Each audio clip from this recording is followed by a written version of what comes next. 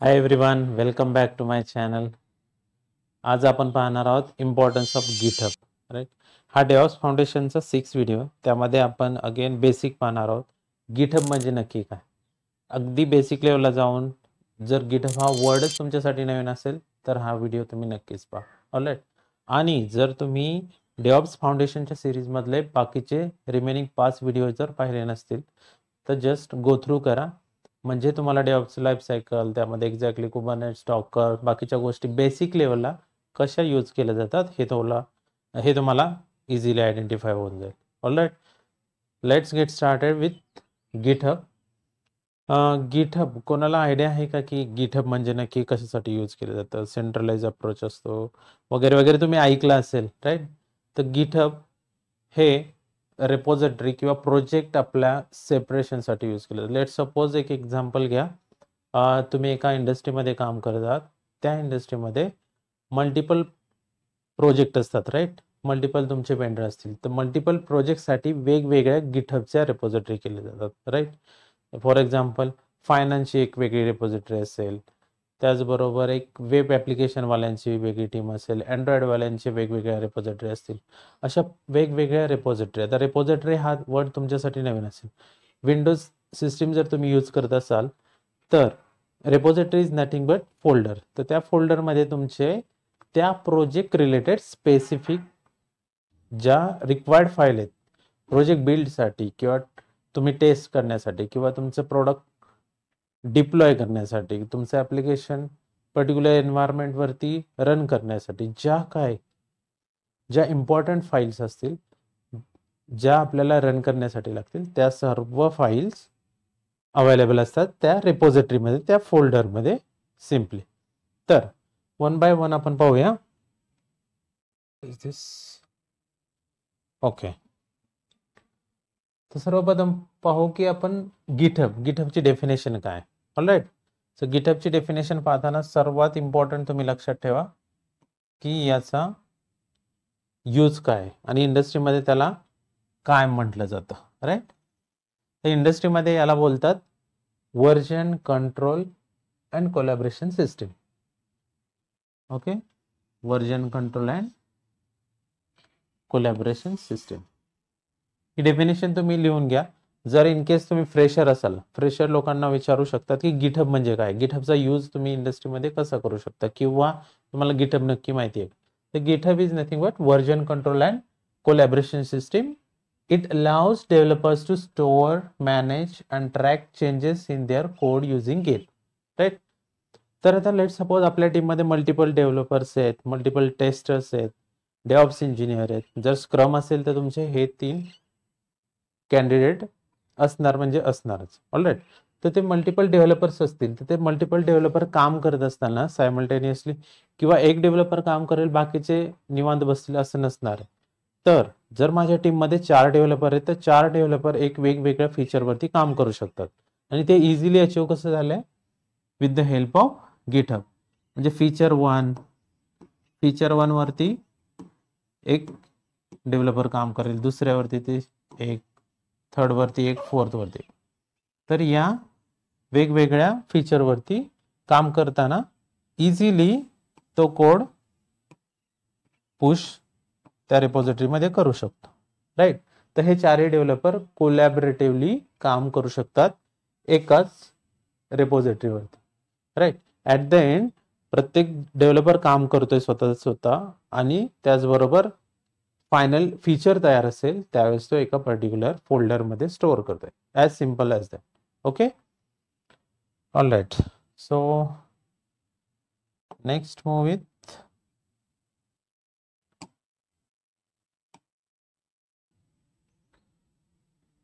तर यामध्ये key features म्हणजे यामध्ये इम्पॉर्टंट काय, व्हर्जन कंट्रोल मीन्स व्हॉट.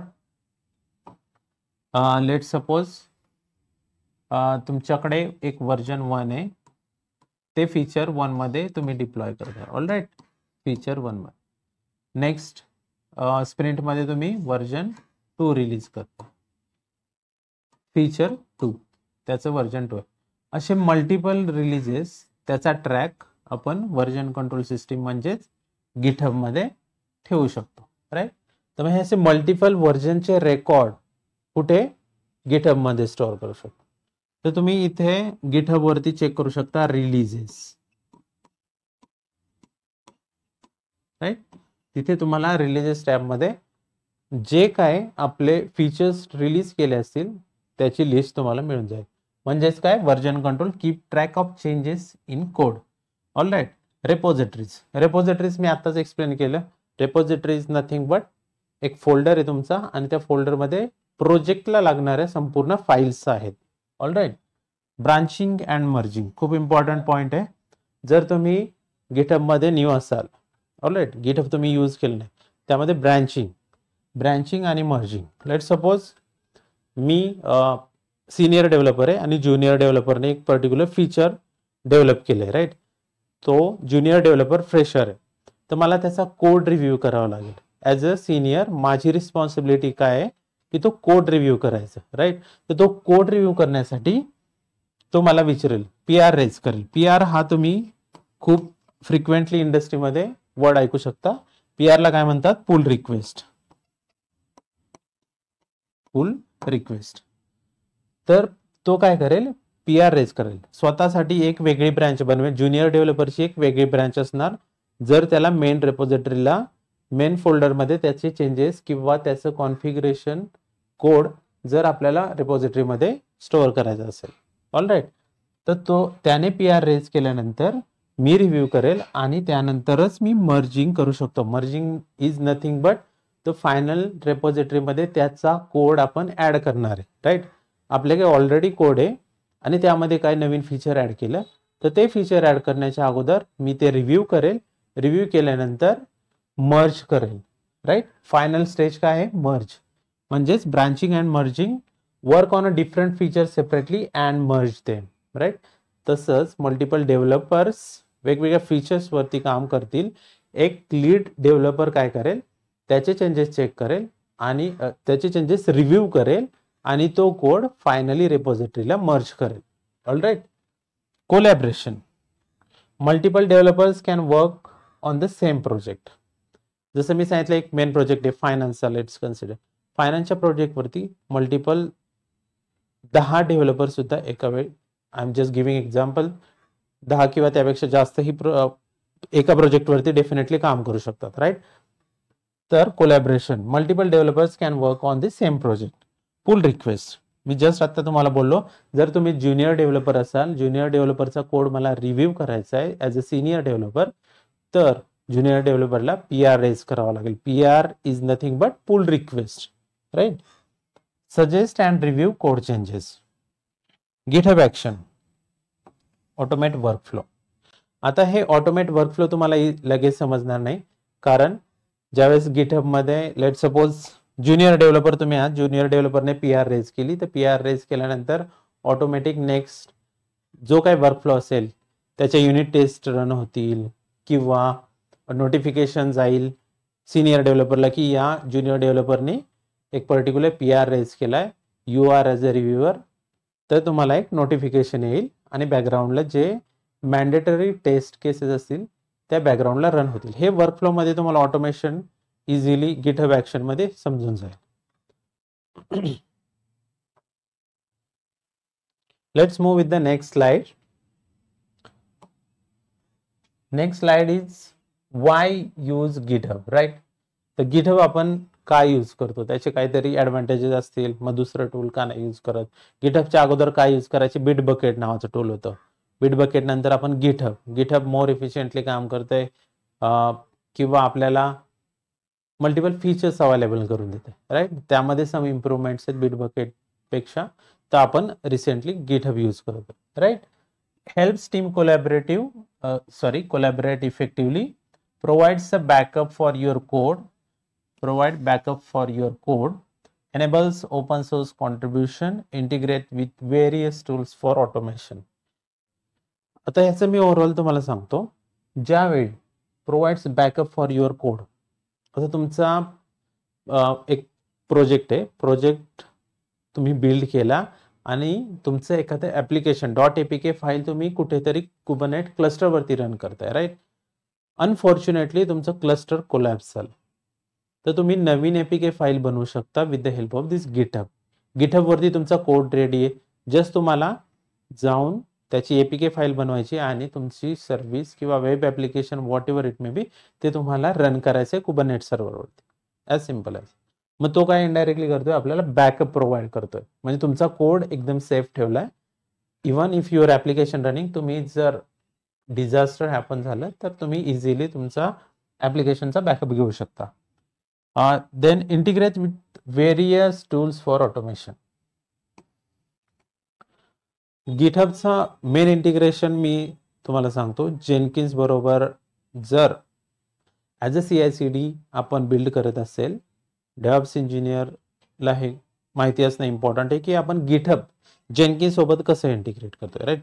तर जेनकिन्स काय करेल, जेनकिन्समध्ये आपण गिटहबचे क्रेडेन्शियल स्टोअर करू आणि ज्यावेळेस आपल्याला कोणतेही इंटिग्रेशन किंवा आपल्या डिप्लॉयमेंट करायचं असेल त्यावेळेस आपण कोड पुल करून प्रोजेक्ट रेपोजिटरीमधून पुल करून जेनकिन्स सर्व्हरवरती घेतो आणि त्या मल्टिपल स्टेजेस आपण पास करत असतो, राईट. तर हे डीपमध्ये मी तुम्हाला शिकवणारच आहे की how we can integrate GitHub with Jenkins, जेनकिन्सचे काय काय पॅरामीटर चेंज करावे लागतात, गिटहबचे क्रेडेन्शियल टोकन्स कसे आपण स्टोअर करतो. All right. Next move with next slide. Why GitHub for DevOps? Creating and cloning repository, branching strategy, pull request and code review. हे मी आता लास्ट स्लाइड मध्ये एक्सप्लेन केलंय. जर आपल्याला आपला कोड कन्सिस्टंट ठेवायचा असेल किंवा get review from senior developer, तर त्यासाठी आपण क्लोनिंग रिपॉझिटरीज म्हणजे जेनकिन्स सर्व्हरमध्ये आपल्याला कुठल्या पर्टिक्युलर रिपॉझिटरीज क्लोन करून त्यांना स्टेजेसमध्ये यूज करायचं असेल. त्याचबरोबर ब्रांचिंग स्ट्रॅटेजी म्हणजे मल्टिपल फीचर ब्रांच तुम्ही क्रिएट करू शकता. लेट सपोज तुमच्या प्रोजेक्टमध्ये 4-5 डेव्हलपर आहेत, तर ते प्रत्येक वेगवेगळ्या फीचरवर काम करू शकतात आणि सिनियर डेव्हलपर ते फीचर रिव्ह्यू करू शकतो. रिव्ह्यू कसं करू शकतो, पुल रिक्वेस्ट रेज केल्यानंतर. Pull request is nothing but PR, right. तर अशा वेळेने तुम्ही चेक करू शकता. ॲज अ डेव्हऑप्स तुम्हाला या 2-3 गोष्टी प्रायमरी स्टेजवरती तुम्हाला माहिती पाहिजे. All right. Next slide. Basic git commands, हे खूप इम्पॉर्टंट आहे. बेसिक गिट कमांड्स म्हणजे काय, तुम्ही एकदम कम्प्लिटली न्यू आहात, तुम्हाला काहीच माहिती नाही, तर तुम्ही गिट कमांड प्रॉम्प्टवरती इन्स्टॉल करता, राईट. तर त्यामध्ये आपण सिम्पली बॅश स्क्रिप्ट किंवा बॅश शेल यूज करून आपण आपल्या कमांड टाईप करू शकतो. सिम्पली कमांड रन करून किंवा ॲज अ ग्राफिकल युजर इंटरफेसने पण तुम्ही करू शकता. बट इंडस्ट्रीमध्ये command line interface most probably use केला जातो आणि तो इफिशियंट पण आहे. तर फर्स्ट कमांड आहे git init, initialise repository. Git init काय करते, इनिशियलाइज रेपोजिटरी.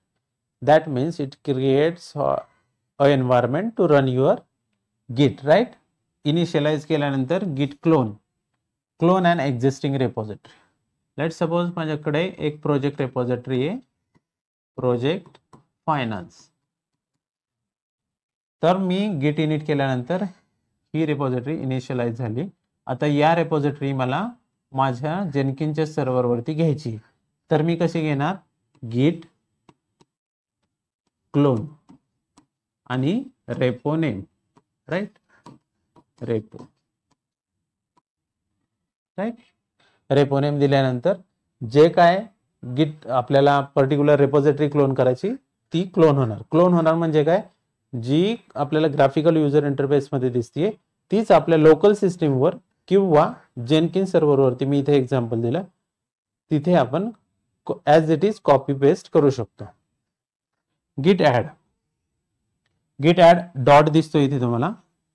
गिट add dot means for example तुम्ही ही रेपोजिटरी क्लोन केली, यामध्ये फाईल 1 आहे, फाईल 2 आहे, या फाईलमध्ये चेंजेस असतील. लेट सपोज तुम्ही काय पर्टिक्युलर चेंजेस केले, तर ते चेंजेस आपण सेव्ह कसे करणार, राईट. मग ते गिटला कळायला पाहिजे की हा या फाईलमध्ये चेंजेस झाले, तर ते चेंजेस सेव्ह करण्यासाठी गिट ॲड ही कमांड यूज करतात. आणि डॉट म्हणजे तुम्ही पर्टिक्युलर रेपॉझिटरीवरती जाऊन सुद्धा गिट ऍड करू शकता किंवा पर्टिक्युलर फाइल्स पण ऍड करू शकता. बट गिट ऍड डॉट एक एंटायर रेपॉझिटरीमध्ये चेक करून त्या फाईल सेव्ह करता. ऑलराईट. गिट कमिट. कमिट करणं म्हणजे काय? आता तुम्ही तुमचे चेंजेस कम्प्लिटली झाले, इथे फाईल 1 मध्ये केले, असेच तुम्हाला मल्टिपल फाइल्स मध्ये चेंजेस करायचे. Now you are ready with all your configuration changes. मग तुम्ही फायनल झाल्यानंतर तुम्ही कमिट करू शकता. कमिट म्हणजे तुम्हाला आता ते चेंजेस सेव्ह करायचे परमनंटली, राईट. आणि त्याचबरोबर हायफन एम यूज करू शकतो.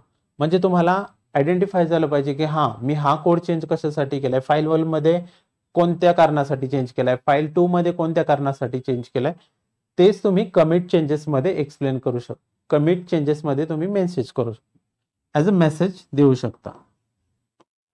ऑलराईट. त्याचबरोबर गिट पुश ओरिजिन. गिट पुश ओरिजिन आणि इथे असेल ब्रांच नेम. ब्रांच म्हणजे तुम्ही कन्सिडर करा वेगवेगळे फीचरसाठी आपण वेगवेगळ्या गिटहबच्या ब्रांचेस बनवल्या, राईट. ब्रांचिंग स्ट्रॅटेजी पण असते. ब्रांचिंग स्ट्रॅटेजी मी डिटेल वेगळ्या लेक्चरमध्ये कन्सिडर करून तुम्हाला तिथे एक्सप्लेन करेल. फॉर द मोमेंट गिट पुश ओरिजिन म्हणजे आता माझ्या लोकल सिस्टीमला माझे चेंजेस आहेत, आता मला ते मेन किंवा वेगळ्या ब्रांचमध्ये जे की रेपॉझिटरीवरती मला पुश करायचे. पुश करणे म्हणजे आता हे माझे लोकलचे चेंजेस त्या सर्व्हरला त्या रेपॉझिटरीमध्ये पुश करा. ऑलराईट. मग ते push to the remote repository. Okay. So हे इनिशियल स्टेजला तुम्हाला कमांड्स माहितीच पाहिजे. ऍडव्हान्स पण आहेत, त्या लेटर तुम्ही जसं यूज कराल तसं यूज टू होतं आणि त्यानंतर तुम्हाला इझिली आयडेंटिफाय.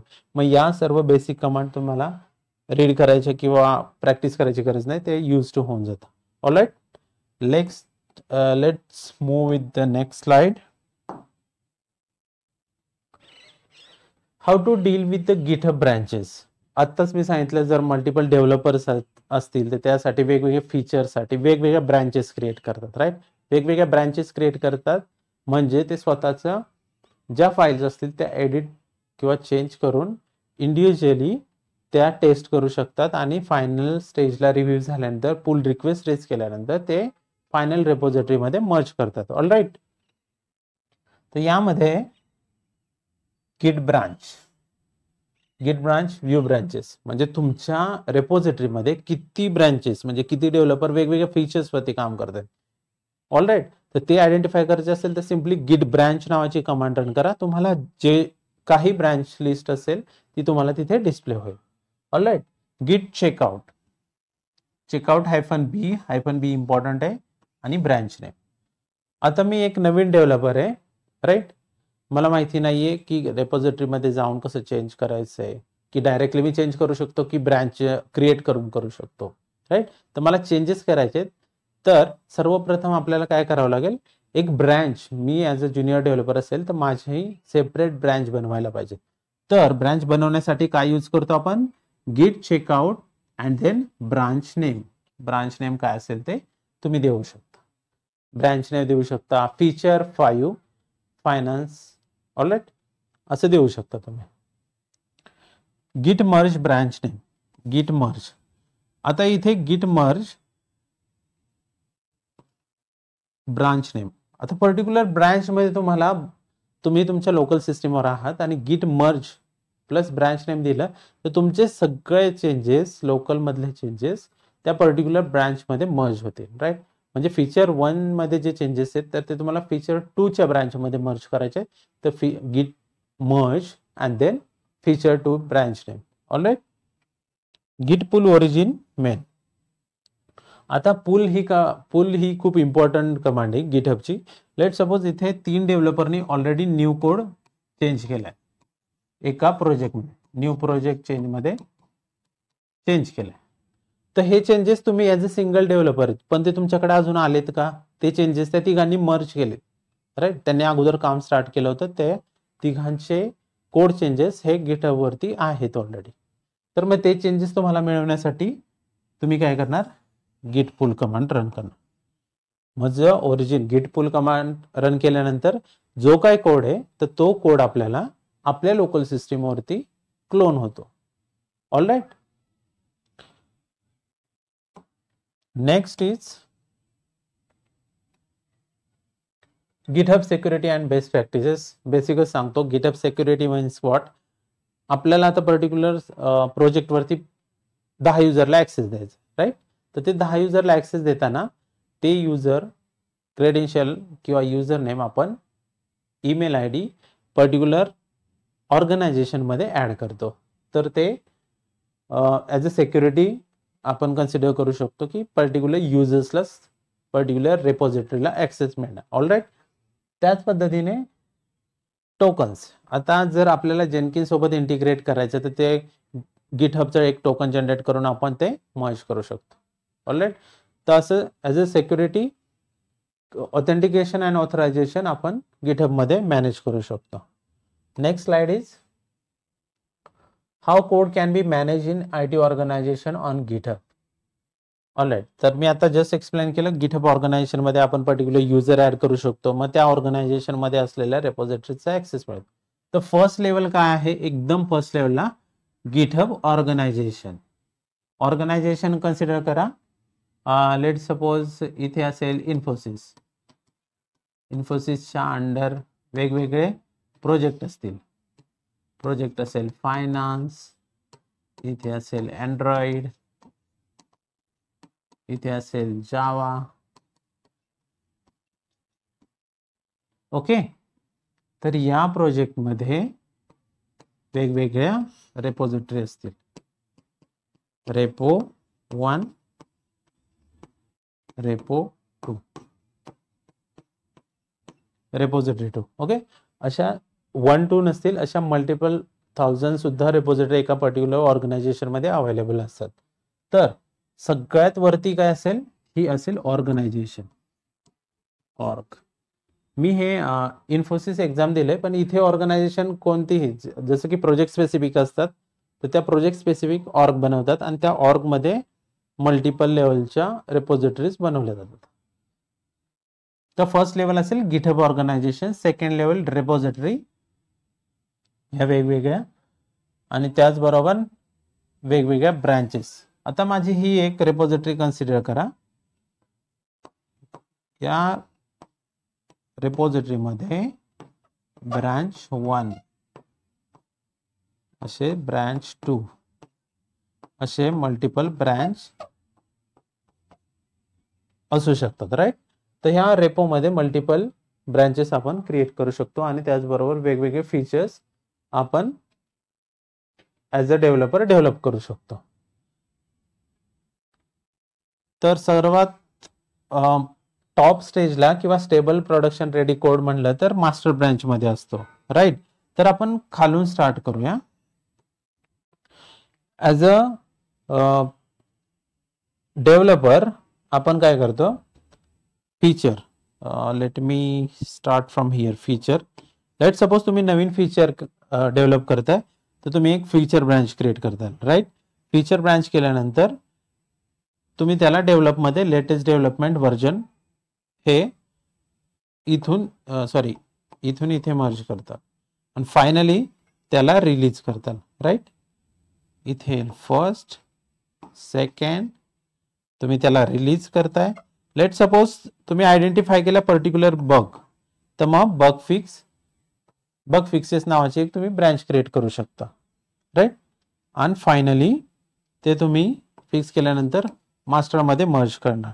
त्याचबरोबर हॉटफिक्स काय आहे, हॉटफिक्स म्हणजे तुम्ही प्रोडक्शनवरती एक पर्टिक्युलर कोड डिप्लॉय केलं, तुमचं ॲप्लिकेशन रनिंग आहे आणि त्यामध्ये तुमचं प्रोडक्शन एन्व्हायरमेंटवरती काही फेलियर्स आहेत रिक्वेस्टसाठी, तर ते रिक्वेस्टमध्ये असणारे फेलियर्स तुम्हाला रिझॉल्व्ह करायचे असतील तर ते तुम्ही हॉटफिक्स ब्रांच क्रिएट करून अर्जंटमध्ये प्रोडक्शन इश्यू तुम्ही रिझॉल्व्ह करू शकता, ऑलराईट. तर या ब्रांचिंग स्ट्रॅटेजी तुम्हाला यूज टू होतील ज्यावेळेस तुम्ही वेगवेगळ्या फीचर्सवरती काम करताल. तर once again I am repeating, features then develop. Don't recall or keep it in mind like this is the standard sequence. वेगवेगळ्या ऑर्गनायझेशनमध्ये वेगवेगळा सिक्वेन्स फॉलो केला जातो, बट जस्ट कन्सिडर करा की फीचर्स देन डेव्हलप देन आपण रिलीज करू शकतो. रिलीज नंतर मग ते मास्टरमध्ये मर्ज कोड करून final release not final release application आपण डिप्लॉय करू शकतो. राईट. हे बाय डिफॉल्ट CI/CD मध्ये होऊन जातं. त्यासाठी तुम्हाला specific every time PR raise करायची गरज नाही. बाय डिफॉल्ट गिटहबमध्ये असे ॲक्शन्स किंवा वर्कफ्लोज आहेत की जे आपण ज्यावेळेस कोणतीही कोड चेंजची रिक्वेस्ट रेज करतो त्यावेळेस ते PR रेज करून वर्कफ्लो बॅकग्राऊंडला रन होतात. Alright. And finally we are done. Yes. So गिटहबमध्ये जर तुम्हाला काही इश्यू वाटला, हे एकदम बेसिक लेवल फाउंडेशनचा आपण हा कोर्स पाहतोय त्यामुळे मी अगदी बेसिक लेवलचं एक्सप्लेनेशन दिलेलं आहे. यामध्ये आपण कसा प्रोजेक्ट क्रिएट करायचा, कशा रेपोजिटरीज क्रिएट करायच्या, त्यामध्ये ऑर्गनायझेशनमध्ये पर्टिक्युलर ईमेल्स पर्टिक्युलर युजर्सला ऑथरायझेशन कसं प्रोव्हाइड करायचं, या संपूर्ण गोष्टी डिटेलमध्ये आपण वेगळ्या व्हिडिओमध्ये पाहणार आहोत. फॉर द मोमेंट हा जस्ट आपण फाउंडेशन क्रिएट करतोय की डेव्हऑप्सचं डीप अंडरस्टँडिंग घेण्या अगोदर आपल्याला ज्या टेक्नॉलॉजीची माहिती हवी किंवा इम्पॉर्टंट आहे तर ते आपण सुरुवातीला पाहतोय. जर तुम्हाला गिटहबमध्ये अजूनही काही वाटलं की ॲड करण्याची गरज आहे तर सिम्पली तुम्ही कमेंट करू शकता किंवा नेक्स्ट व्हिडिओमध्ये तुमचं एक्सपेक्टेशन काय आहे ते तुम्ही कमेंटमध्ये मला सांगू शकता. और तुम्हाला जर इम्प्रूव्हमेंट काय हवी असेल तर डेफिनेटली तुम्ही मला कमेंटमध्ये सांगू शकता. For the moment thank you so much for watching. I'll see you in next video. Thank you.